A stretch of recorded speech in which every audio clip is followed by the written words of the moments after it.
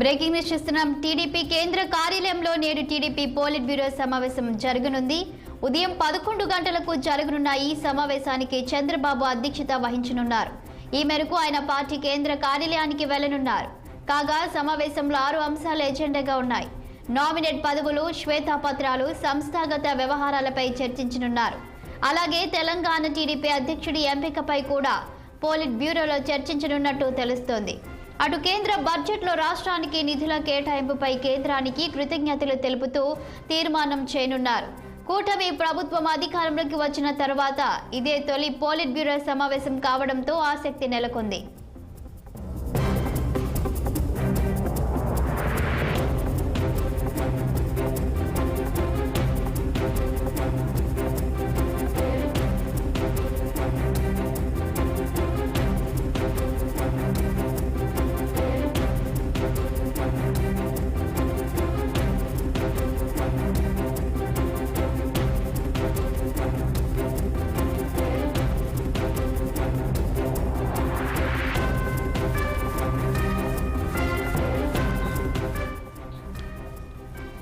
TDP కేంద్ర కార్యాలయంలో నేడు పోలిట్ బ్యూరో సమావేశం జరగనుంది. ఉదయం 11 గంటలకు జరగనున్న ఈ సమావేశానికి చంద్రబాబు అధ్యక్షత వహించనున్నారు. ఈ మేరకు ఆయన పార్టీ కేంద్ర కార్యాలయానికి వెళ్లనున్నారు. కాగా సమావేశంలో 6 అంశాలు ఎజెండాగా ఉన్నాయి. నామినేట్ పదవులు, శ్వేతపత్రాలు, సంస్థాగత వ్యవహారాలపై చర్చించనున్నారు. అలాగే తెలంగాణ టీడీపీ అధ్యక్షుడి ఎంపికపై కూడా పోలిట్ బ్యూరోలో చర్చించనున్నట్టు తెలుస్తుంది. అటు కేంద్ర బడ్జెట్లో రాష్ట్రానికి నిధుల కేటాయింపుపై కేంద్రానికి కృతజ్ఞతలు తెలుపుతూ తీర్మానం చేయనున్నారు. కూటమి ప్రభుత్వం అధికారంలోకి వచ్చిన తర్వాత ఇదే తొలి పోలిట్ బ్యూరో సమావేశం కావడంతో ఆసక్తి నెలకొంది. ఇక ఇదే అంశంపై మరింత సమాచారం మా ప్రతినిధి కృష్ణ ఫోన్ లైన్లో అందించడానికి సిద్ధంగా ఉన్నారు. గుడ్ మార్నింగ్ కృష్ణ, చెప్పండి. ఇక కూటమి ప్రభుత్వం ఏర్పడ్డాక జరగనున్న మొదటి పోలిట్ బ్యూరో సమావేశం, దాని అజెండా ఏంటి? Good morning Shalini. ఈ రోజు ముఖ్యమంత్రి చంద్రబాబు నాయుడు అధ్యక్షతన తెలుగుదేశం పార్టీ కేంద్ర కార్యాలయంలో ఏదైతే కేబినెట్ వారి పోలిట్ బ్యూరో సమావేశం నిర్వహిస్తున్నారు. ముఖ్యమంత్రి అయిన తర్వాత మొదటిసారిగా ఈ యొక్క పోలిట్ బ్యూరో సమావేశం నిర్వహిస్తున్నారు. ఈ కార్యక్రమానికి అయితే ఒక 6 అంశాలు ప్రధానంగా 6 అంశాలు దీంతో చర్చించినట్లుగా మనకు ప్రధానంగా తెలుస్తుంది. ఏదైతే నామినేటెడ్ పదవులకు సంబంధించి అధికారంలోకి వచ్చిన తర్వాత ఎవరైతే తన పదవులకు త్యాగం చేసి టికెట్లను కోల్పోయారో వారందరికీ కూడా గతంలో ఉన్నటువంటి ముఖ్యమంత్రి చంద్రబాబు నాయుడు హామీ కూడా ఇవ్వటం అయితే చూసాము. ఆ నేపథ్యంలోనే ఇప్పుడు జరగబోయే ఏదైతే నామినేటెడ్ పదవుల్లో వారికి మేము అవకాశం కల్పిస్తారని చెప్పారు. ఆ దిశగా కూడా ప్రభుత్వం ఈ రోజు అయితే చర్చలు అయితే చేస్తుండడం ప్రధానంగా తెలుస్తుంది. నామినేటెడ్ పదవుల్ని త్వరలోనే అంటే వాటికి సంబంధించిన జిల్లా నాయకులకు సంబంధించి ఇప్పటికే విధి విధానాలు అయితే ఖరారు చేశారు. ఎవరు పనిచేశారు పార్టీ పట్ల ఎవరు విధేయతగా ఉన్నారు, గతంలో 5 ఏళ్ల పాటు ఎవరు వైఎస్ఆర్సీపీతో బాగా పోరాడారనే విషయంపైన కూడా ఇప్పటికే ఒక నిర్ణయానికి వచ్చి ఆ జిల్లాల నుంచి ఎవరైతే ఉన్నారో దానికి సంబంధించి పూర్తి నివేదిక కూడా తెప్పించుకున్నట్లు మనకు ప్రధానంగా తెలుస్తుంది. దీంతో పాటు ఏదైతే దాదాపు 7 శ్వేతపత్రాలు ఇప్పటికే అయితే ఒక 3-4 శ్వేతపత్రాలు సెక్రటేరియట్ లోను, ఒక 3 శ్వేతపత్రాలు అసెంబ్లీలో విడుదల చేసినటువంటి ముఖ్యమంత్రి చంద్రబాబు నాయుడు వాటన్నిటిపైన కూడా ఈ రోజు క్యాబినెట్ లో అయితే చర్చ ఉన్నట్లు మనకు ప్రధానంగా తెలుస్తుంది. ఏదైతే ఈ పోలిట్ బ్యూరోలో దీంతో పాటు సంస్థాగత వ్యవహారాలు అంటే పార్టీని ఏ విధంగా బలోపేతం చేయాలి, ప్రస్తుతానికి వచ్చిన ఓటింగ్ శాతం అంటే గతంలో కన్నా చాలా అత్యధిక మెజారిటీతో గెలిచినటువంటి తెలుగుదేశం పార్టీ ఆ ఓటు బ్యాంక్ ని ఎలా నిలుపుదల చేసుకోవాలి, 2029 వరకు ఆ ఓటు బ్యాంక్ ని ఏ విధంగా మనము ఉంచుకోగలడానికి కార్యకర్తలందరికీ ఏ విధంగా దిశ చేయాలి, నాయకులను ఏ విధంగా ఉంచాలి, ఆ ఓటు ఎక్కడ చుక్కు చెదరకు ఉంచే విధంగా కూడా దానిపైన అయితే చర్చించున్నట్లు తెలుస్తుంది.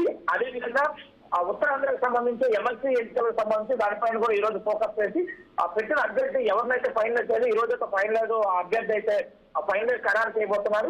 ప్రధానంగా తీసుకుంటే ఉత్తరాంధ్రలో ఈ ఎన్నికలు అనేది చాలా ప్రతిష్టాత్మకంగా అంటే ప్రస్తుతానికి ఉన్నటువంటి అత్యధిక ఒక స్థానిక సంస్థలు వైసీపీ ఉండటం వల్ల తెలుగుదేశం పార్టీకి తక్కువ శాతం ఉన్నా కూడా ఎలాగైనా సరే ఉత్తరాంధ్ర ఎమ్మెల్సీ సీట్ ని కైవసం చేసుకోవాలని చెప్పేసి కూడా నాయకులకైతే దశాదిశ నిర్దేశించినట్లయితే ఈ సమావేశంలో తెలుస్తుంది. దీంతో పాటు తెలంగాణలో టీడీపీని బలోపేతం చేయాలి, తెలంగాణ నూతన అధ్యక్షులను నియమించాలనే దీనిపైన కూడా ప్రధానంగా చర్చించినట్టు తెలుస్తుంది. అదే కాకుండా కేంద్రం అంటే ఆంధ్రప్రదేశ్ కి బడ్జెట్ కేటాయింపులో ప్రాధాన్యత కల్పించడం, ఈ నేపథ్యంలో కేంద్రానికి కృతజ్ఞత తెలిపి దానికి తీర్మానం కూడా చేయనట్లు ప్రధానంగా అయితే ఈ రోజు ఈ చర్చలో అయితే మనకి కనిపిస్తుంది.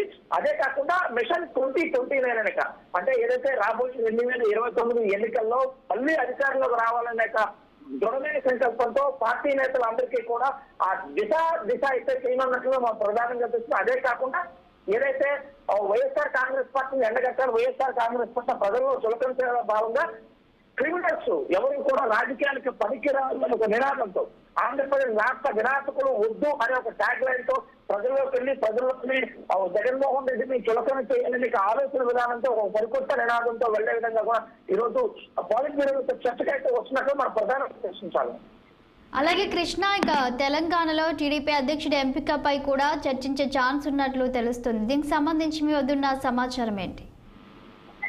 తెలుగుదేశం పార్టీ ఆంధ్రప్రదేశ్ లో గెలిచిన మంచి జోరులో ఉంది. ఈ నేపథ్యంలో ఆంధ్రప్రదేశ్ లో బీజేపీతో పాటు జనసేన పార్టీతో కూడా పొత్తులో ఉండటంలో ఈ రెండు పార్టీలు తెలంగాణలో కూడా ఈ రెండు పార్టీలు కూడా అక్కడ పోటీ చేసిన నేపథ్యంలో కూడా అంటే జనసేన కానీ బీజేపీ రెండు కలిసి బీజేపీ అక్కడ ఎన్నికల్లో కూడా మద్దతుతో పోటీ చేయడం, ఒక తెలుగుదేశం పార్టీ ఇక్కడ మూడు పార్టీలతో కలిసి పోటీ చేయడం, మళ్ళీ తెలంగాణలో కూడా తెలుగుదేశం పార్టీ కాస్త ఉత్సాహం రావడంతో తెలుగుదేశం పార్టీని అక్కడ కూడా బలంగా చేకూర్చాలి, బలంగా తయారు చేయాలనే ఆలోచన విధానంతో మళ్ళీ పార్టీకి పూర్వం వైభవం తీసుకురావాలి అనే ఒక ఎత్తుగడలో భాగంగానే మళ్ళీ అక్కడ పార్టీని కొత్త అధ్యక్షుడిని నియమించి అక్కడ కూడా పార్టీని బలోపేతం చేయాలి. రాబోయే మళ్ళీ తెలంగాణలో కూడా బీజేపీ జనసేనతో కూడుకున్న అలయన్స్ అక్కడ కూడా పోటీ చేయాలి. ప్రస్తుతానికి పార్టీ చాలా బలంగా ఉంది. అక్కడ కూడా తనకు అనుకూలమైనటువంటి అంటే ఒక ముఖ్యమంత్రి కూడా తనకు కొంత అనుకూలంగా ఉన్నటువంటి వ్యక్తి అవడం వల్ల ఈ నేపథ్యంలో తెలుగుదేశం పార్టీకి అన్ని కలిసి వస్తాయని చెప్పి భావించినటువంటి ముఖ్యమంత్రి చంద్రబాబు నాయుడు ఇప్పుడు ఏదైతే తెలంగాణలో అధ్యక్షుడి పదవిని ఎవరికి కట్టబెట్టాలనే దానిపైన కూడా చర్చకైతే వచ్చి కొత్త అధ్యక్షుడిని నియమించాలనే ఆలోచన చేస్తున్నట్టు మనం ప్రధానంగా తీసుకుంటాం. Thank you Krishna.